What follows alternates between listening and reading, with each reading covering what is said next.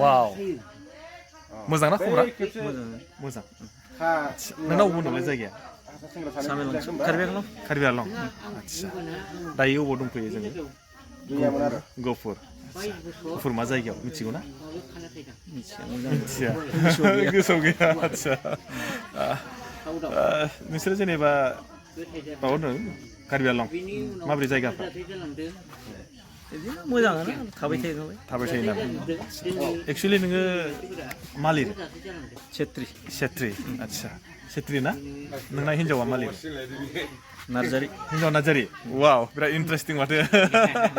हिन्जाव नार्जारि ना आदसा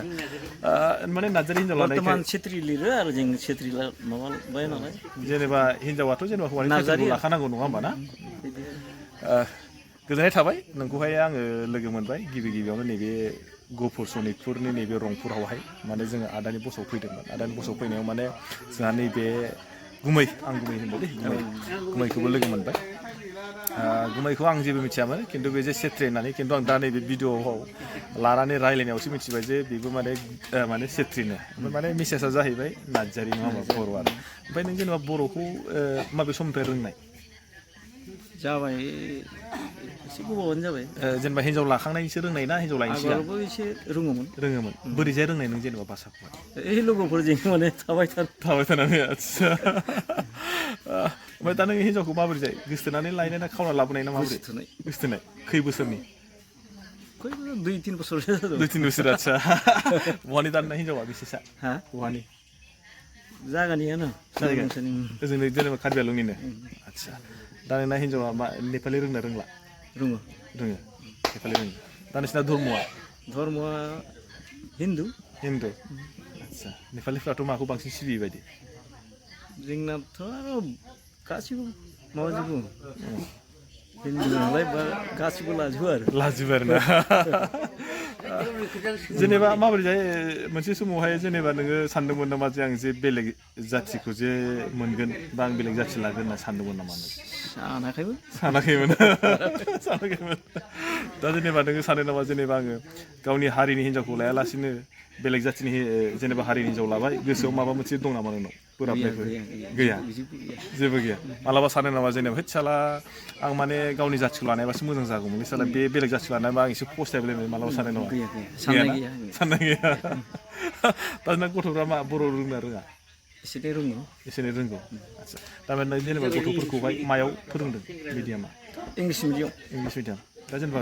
खै बोसोर जागोन हाबा जानाया आंना हाबा जानाया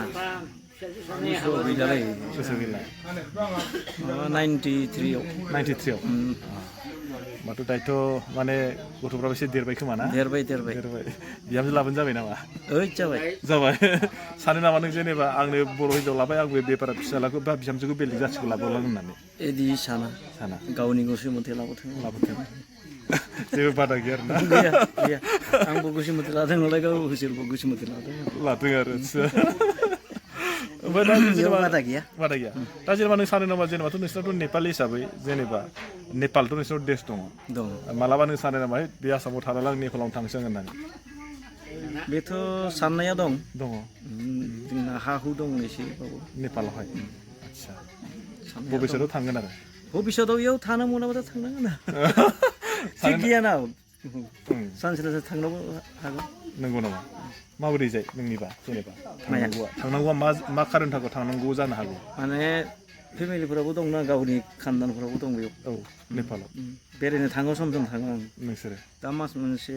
उनाव थांगोन नेपालाव बेरायनो थांसैलाय हारसिंना फेमिलि थांनो हाथ'वा गथ'फोरखौ लांफायो आं सम आदसा थेवब्लाबो उसुबिदा थांनो हाया फेमिलिया थेवब्लाबो माने नेपालाव थांनायनि मोनसे प्लेन दं आरो समाव दङ ओजोंहाय न'फोर बानायथ'वाखै दा जेनेबा नोंनिबा माने नेपालाव साबसिन ना जोंनि नैबे आसामाव साबसिन थानायाथ' इयावनो साबसिन माने इयावनो थाबाय थानाय जाबाय नालाय इयावनो साबसिन मोनो आरो जेनेबा नेपालावबो जेनेबा मानि थाखाय मोजां मोना माने इयावनो देरबाय इयावनो माबाबाय नालाय ओंखायनो इयाव मोजां मोनो आरोखि उन्दैनिफ्राय थानाय जेनेबा रावखौहाय नों जेनेबा सोरनिफ्राय बांसिन सोलोंनानै रोंखो जोंना बै लोगोफोरजोंनो आदसा आंलाय सानदोंबा जेनेबा गावनि मोजां मोननायनिफ्रायसो रायलाय सोलोंनासो रोंबाय खोमा होननानै बिदि नङा लोगोफोरजोंनिफ्रायसो रोंदों आरोखि आदसा दानो जेनेबा बेयावहाय फैनानै आंखौ लोगो मोनना माबायदि मोनखो गोसोआव मोजां मोनदों मोजां मोनदों मालाबा आंखौ नुफेरदोंमोन ना नुवाखै दिनैसो नुबाय आंखौ नों बबेनि बायदि सानो दा आं मिथियाबा आरो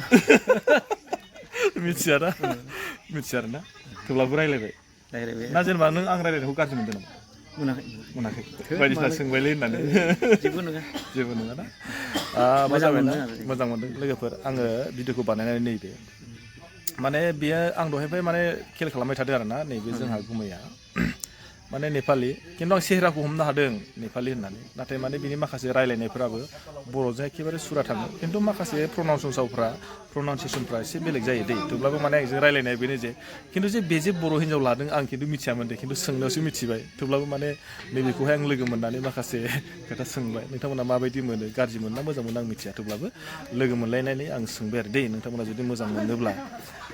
भिडिअखौ लाइक खालामना होबानो जाबाय आरो हाजासे शेयार खालामना हो आरो आं खावलायगोन माने नोंथांमोना गाज्रि कमेन्ट दाहो